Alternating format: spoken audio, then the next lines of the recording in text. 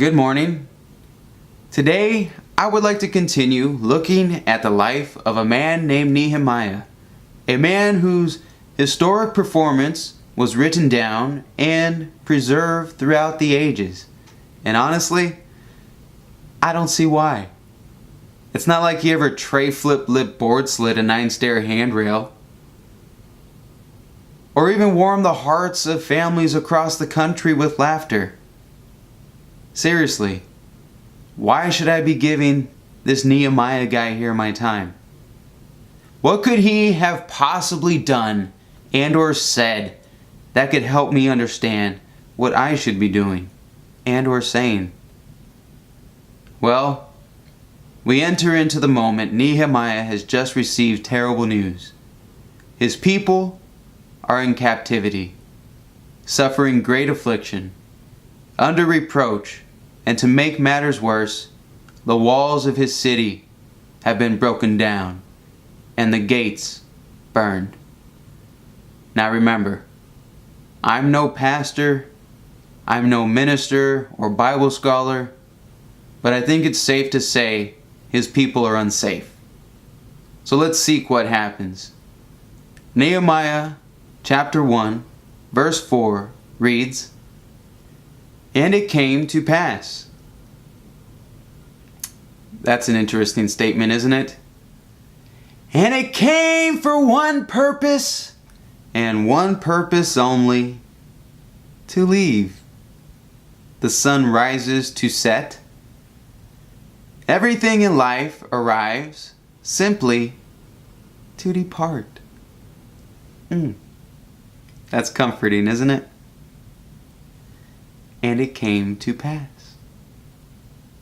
Every occurrence, blessings, curses, peace, conflict, relationships, careers, eventually, they all diminish into the rear view. I guess all that really matters is our performance. How do we respond? As situations shift, who do we turn to?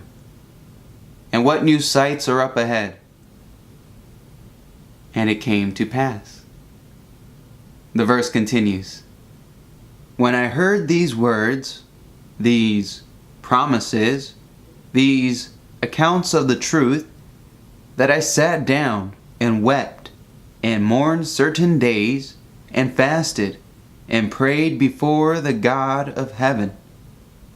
Nehemiah, like most people who receive bad news, became distraught, unable to hold himself up, abstaining from basic needs and or wants. However, unlike most people, after receiving bad news, Nehemiah chose to pray. Today, most people would choose to send a tweet, which is probably the modern or atheist version of prayer. It's putting a concern out into the world, hoping someone heard it. So what bad news have you received in your life? Is your family separated? Good morning would be to fall down before the God of heaven with tears. Bad morning would be to slump over your smartphone in bitter rage. Is the girl you're interested in ignoring you? Good morning would be to address a solemn request to the Lord, asking that He lead you to the devout woman who will help you accomplish God's will.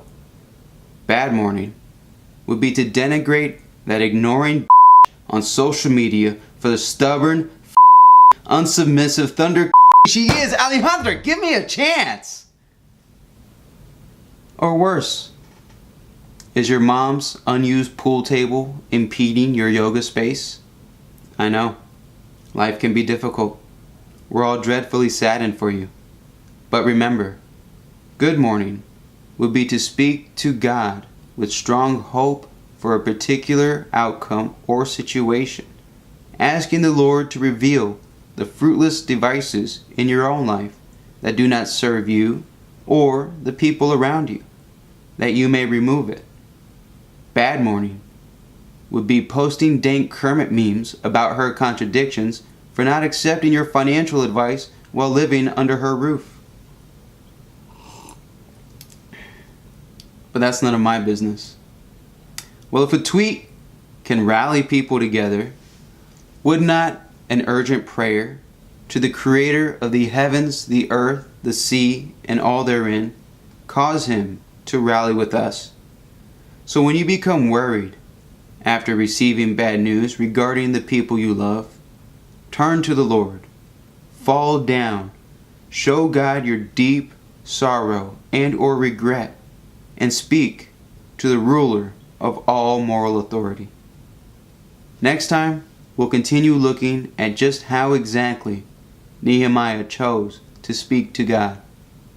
The only way to know God exists is to believe God exists.